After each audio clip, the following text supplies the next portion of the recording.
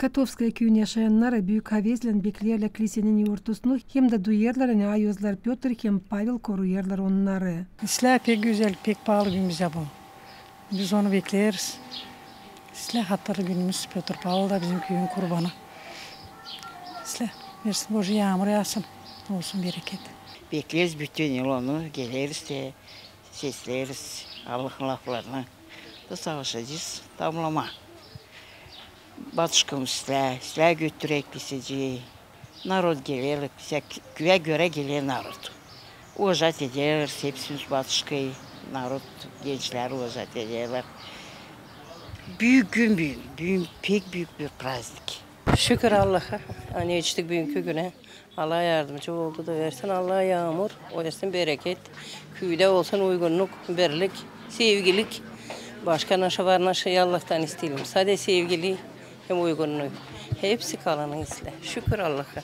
Bitkisiz. Bugünkü güne şükür. Allah Apostol Petr Pavel hepsini dua ede, hepsimize vere sağlık, sabır. Hepsini sadece Allah'a yapıyor başka. Biri olsun dünyada mir, uygunluk, her bir evde sevgilik olsun. Hengelavni. Hepsinize sağ olasın sana geldiniz bizim de köyümüze. Katowskaya köyünde kilise taşı ayozlu Piotr hem Pavel adını angları bütün dünyada anlattılar Allah'ın laflarını ilerlettiler Hristiyanlığı. İkisi de kabettiler büyük zeytleri inan için neden sonra öldüler birer yıl aşırı. Ayozlar oluyor bize dini örnek gibi çizgiledi Baba Vasiliy. Это апостол, верховный апостол Петр и Павел, они есть основатели нашей церкви.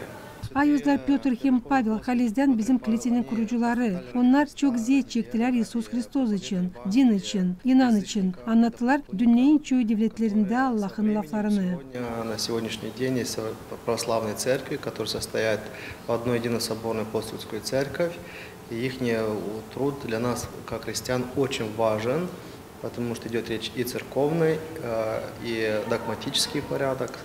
И слава Богу на это, что мы можем, имеем возможности святых учений, святых апостолов, а именно о любви. Katowski köyün primarı Georgi Palik kendi sırasında kutladı. Kendi köylülerini kilisenin ortasından nişanlayıp aynı yerli kuvvetler yapıyorlar. Hepsi lazımlı koşulları insan için. Biz yaptık yolu, biz yaptık bu yılda yaptık trotuar köyün çeketmesinde.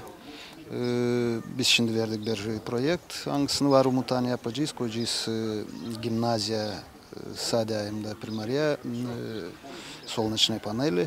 Bizde olsun mesela umutlanıyoruz. Hani bu yıl o projekti biz geçireceğiz. Bizde olacak daha sürdeme enerji nesille de şavukları. Bugün kutlama ilkinden kim taşıyor adı Piotr hem Pavel. Onların bu yortu gününden kutlama bizim insanları, Kırlanada yaşayan hepsinin insanları bu büyük yortuyla bu büyük yortu bugün olar bizim köye 98 yıl önce kuruldu bu köy 2 yıldan sonra yaşarsaydık yapacağız 100 yıl önce kuruldu bizim köy. Hepsine çok sağlık, birlik, anlaşmak olsun bereket. Gagauzya Halk Topluluğu'nun deputatı Katowski köyünden Nikolay Ormanşı kutladı hepsi insanları hem misafirleri köyün yortusundan getirip aklısına yaşamak yerin kurucuların birisini. 98 yıl geri benim pradeduşkam gelmiş buraya 3 çocuğundan onun familyası Duşkov adı Kiril 1873'ün doğması ровно 100 yaş benden büyük.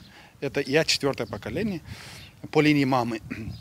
O gelmiş 3 çocukla varmış onun koyununa varmış onun topraklığı burada da konmuş buraya yapmış o 3 çocuğuna ev son geçmiş Kongaz'a da orada gömülü o.